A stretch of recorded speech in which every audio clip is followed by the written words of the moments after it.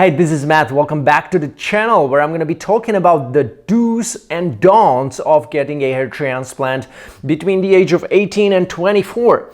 Obviously, there's going to be some buffers. So if you are like 16, 17 or 25 or 26, on the other hand, this is going to apply to you, and everything I'm about to say in this video is going to apply to you as well. So make sure you stay tuned. And before we start, this video has been brought to you by GoFiber, which are hair building fibers you can use to mask any thinning, any patchy areas on your scalp to make your hair look thicker and better. So make sure you check out the link in the video description below where you can visit GoFiber, get a free sample of your choice and try them out. See if you like them. All right, starting out with the most important stuff you need to know if you're interested in a hair transplant at the young age. The list of do's and don'ts. This is my list. This is something I wished I had known.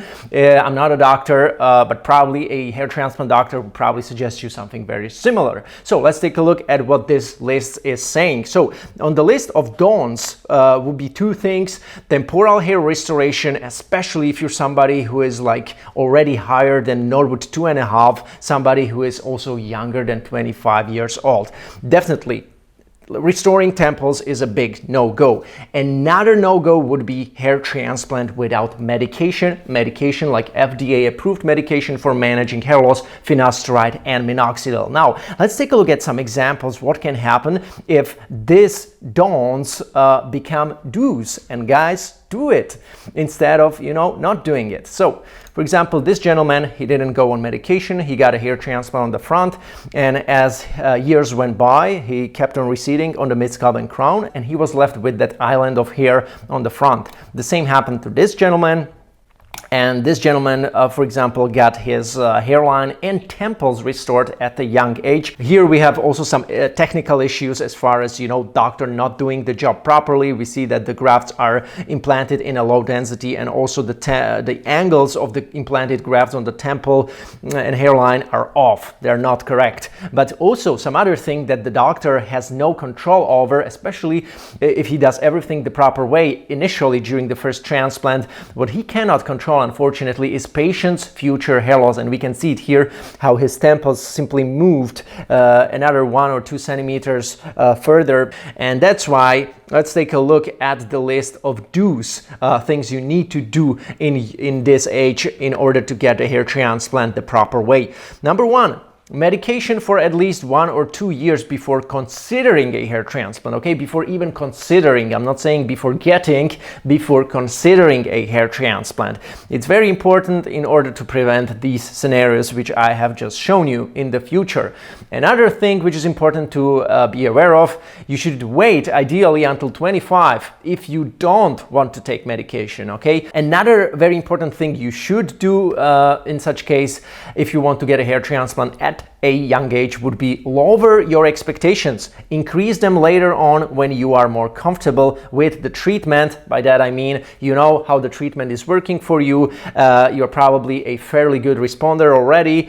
Then you can consider hair transplant, and also you have been experiencing stabilized shedding over the last 2-3 years. Now, why stabilized shedding and not stoppage of hair loss? Because stoppage of hair loss doesn't exist, guys, okay? No treatment will stop your hair loss. It will just slow down the shedding over time. So if you are on a treatment, you are a guy in your early 20s maybe or teens, and you have been experiencing like stabilized shedding, the shedding is still there, but it's way more reduced compared to what it was before. Now that you are on the treatment and you have been experiencing that reduced shedding for like 2-3 years, now it may be a good time to consider a hair transplant again, because now what? You have also a lot of insightful data to provide your hair transplant physician, like what treatment you have been taking, how frequent, what was the dose, have you been combining it with other treatment like minoxidil, finasteride, dermarolling, laser cap, ketoconazole shampoo, and so on and so on.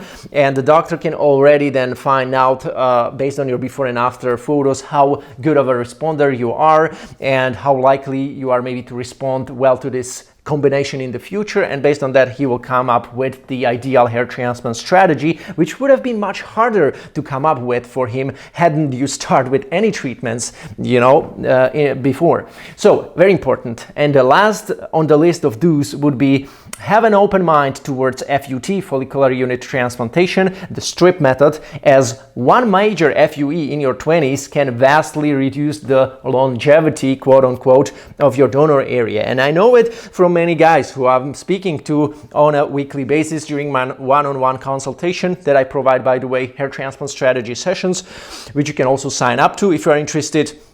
And the guys always come up to me and they're in their 20s. Many of you guys coming also who are in your early 20s who already got major FUE, and your donor area is already pretty, if you got lucky, it's not over harvested, but its density is vastly reduced. And the next transplant can be maybe 2,000 grafts or at most, in order to preserve the aesthetics of the donor area and not to make it even more like moth-eaten and more empty than it already is. So in such cases, it actually makes more sense, especially if you know that you are likely to turn into a Norwood 5 at least in the near future, then you should have an open mind towards FUT, because combining FUT and FUE is the most optimal strategy, especially for high Norwoods, guys who are likely to turn into a Norwood 5, 6, and Norwood 7 in the future. Obviously, you can still combine FUE with body hair transplants, but it's also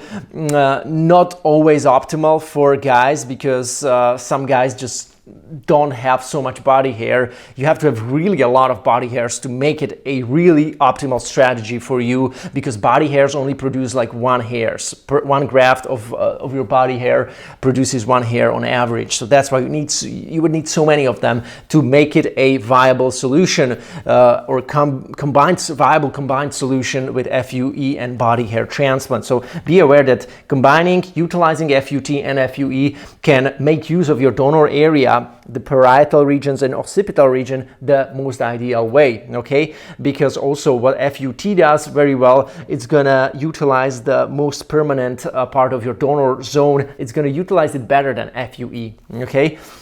That's why you should consider combining it. Let's talk about different scenarios if you want to get a hair transplant in your at the young age.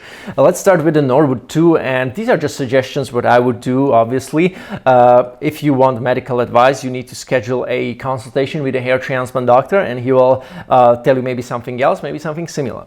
Now, Norwood 2, somebody who just started losing hair, I wouldn't suggest hair transplant for at least 2 years.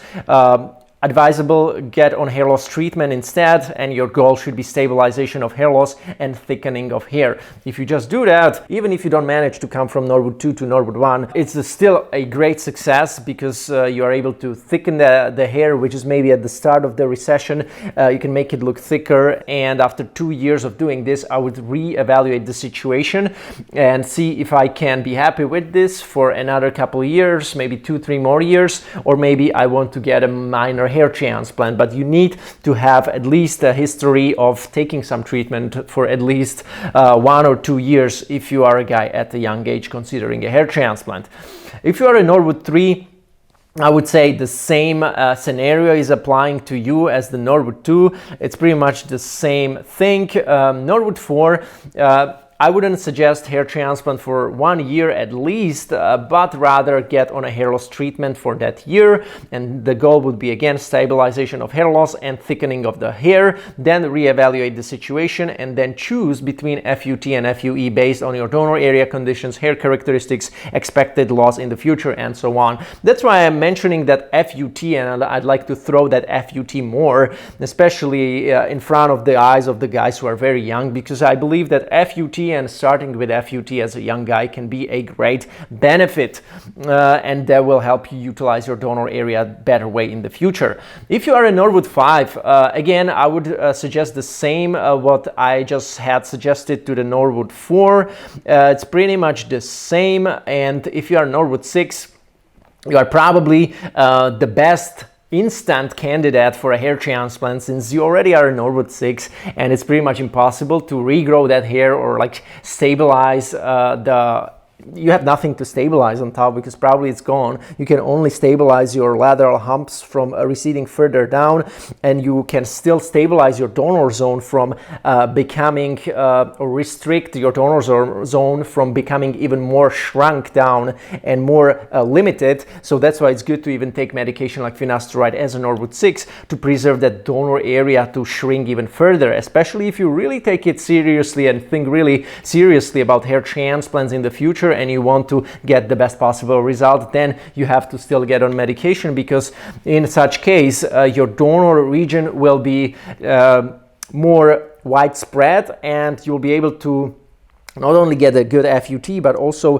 the chance to get more grafts from FUE will be higher, because your lateral humps will be still high up here and the doctor can still do some extractions from these zones and thus give you more coverage. And that was it for this video, really. I hope you find it insightful, so make sure you give it a like if you did, subscribe to my channel, check out my free Facebook group, Hair Transplant Experiences, with over 2,900 members in the group. Check out MattDominance.com, which is my website where you can not only sign up for a consultation with me, you can check out a bunch of my hair transplant related guides which can help you out throughout your hair transplant research. If you are looking for the best hair transplant doctors worldwide, I have a collection of doctors on my website. You can check out the best hair transplant clinics in Turkey. You can check out my guide on how to properly research your hair transplant doctor as well. So make sure you check these things out. It's very, very valuable stuff for all you guys who are interested in doing the hair transplant the right way, who are interested in maximizing their chance of ending up with a successful hair transplant. So that was it for me for this video. I'm looking forward to see you in another one.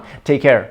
Do you want to have less stress and more success with your hair transplant like many of my clients before you already? Then make sure you apply for this one single call, very important call, which can help you minimize all the possible mistakes you could do throughout your hair transplant research. A call with an expert in this field which can help you maximize the chance of you ending up with a successful hair transplant. If you like that, make sure you swipe up right now and get on a one-on-one call with me.